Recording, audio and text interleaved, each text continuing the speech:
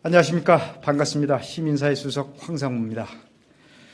시민사회 수석실의 주요 책무 중 하나는 국민들의 목소리에 귀를 기울이고 이를 국정에 반영하는 국민소통 활성화입니다.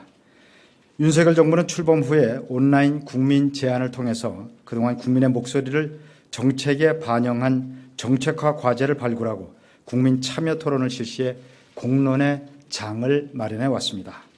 오늘은 민생 안정과 국민의 생활 불편 해소를 위한 제4차 국민 제안 정책화 과제에 대해서 말씀드리겠습니다. 먼저 추진 경과입니다.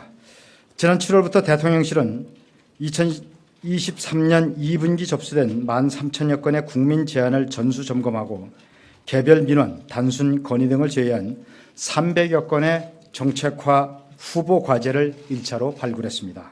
이어서 소관, 비서관실 및 관계부처 협의, 국민제안심사위원회 심의 등 수기 과정을 거쳐서 최종 15건을 채택해서 정책화를 추진하기로 했습니다. 주요 내용을 말씀드리겠습니다. 15건의 정책화 과제를 취약계층, 청년, 공정, 안전 등 분야별로 말씀드리겠습니다.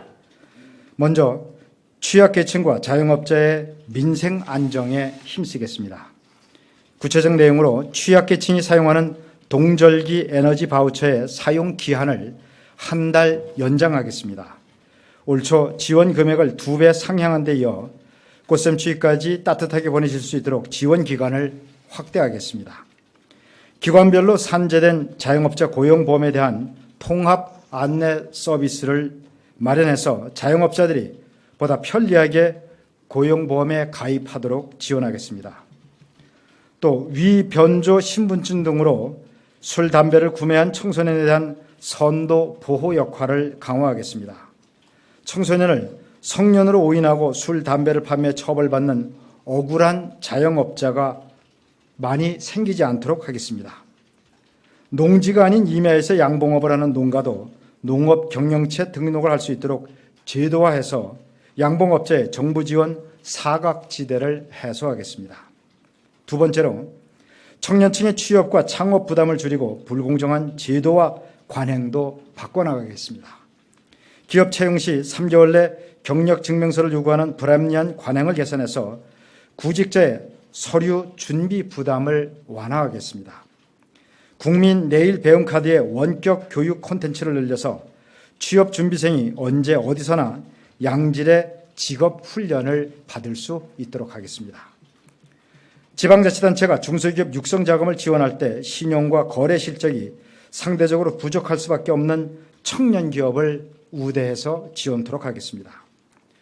또 국공립대 학생 지도비에 대해서 폐지 등 제도 개선 방안을 마련해서 학생 지도비 부정수급을 근절하고 교육재정을 보다 효율화하도록 하겠습니다. 저출산시대 난임 부부와 다자녀 가정의 애로사항을 해소하겠습니다. 부부 중 누구라도 먼저 난임 시술을 받는 날부터 건강보험이 적용되도록 바꿔서 여성 시술 전 발생할 수 있는 남성들의 난임 지원 사각지대를 해소하겠습니다. 최수정 난임 시술의 건강보험 지원 횟수를 신선배아와 동결배아를 구분하지 않고 16회에서 20회까지 확대하겠습니다. 또 5인 가족이 한 방에 투숙할 수 있는 다자녀 친화적 호텔 정보를 제공하여 다자녀 가족의 여행 편의를 제고하겠습니다. 생활 속 불편은 줄이고 안전은 높이는 방안도 마련하겠습니다. 주민등록 등본상 재혼 가정의 가족관계 표시를 재혼 여부가 드러나지 않도록 개선해서 재혼 가정의 개인정보 보호를 강화하겠습니다. 개인택시 양수를 위한 교통안전 교육 제도를 실수요자 중심으로 개선하여 수강 신청 어려움을 해결하겠습니다.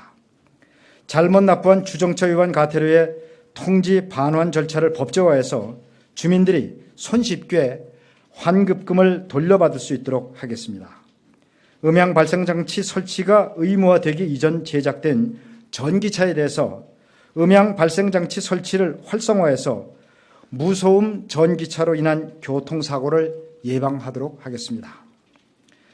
제4차 정책화 과제 내용과 23년 2분기 국민제안 신청 현황 등 기타 자세한 사항은 별도로 배포해드린 국민 제안 보고서 제4호를 참고해 주시기 바랍니다. 그러면 향후 계획을 간단히 말씀드리겠습니다. 대통령실의 국민 제안은 지난 1년 반 동안 총 60여 개의 정책화 과제를 발굴하고 4차례에 걸친 국민 참여 토론을 실시하며 국민의 목소리를 정책에 적극 반영해 왔습니다. 국민 제안의 성과는 대통령실의 실적이 아니라 공공 이슈에 대한 관심과 열정을 나눠주신 국민들의 성과입니다. 연말에는 이러한 시스템과 그간의 성과를 국민들께 말씀드리는 기회도 마련해 보고자 합니다.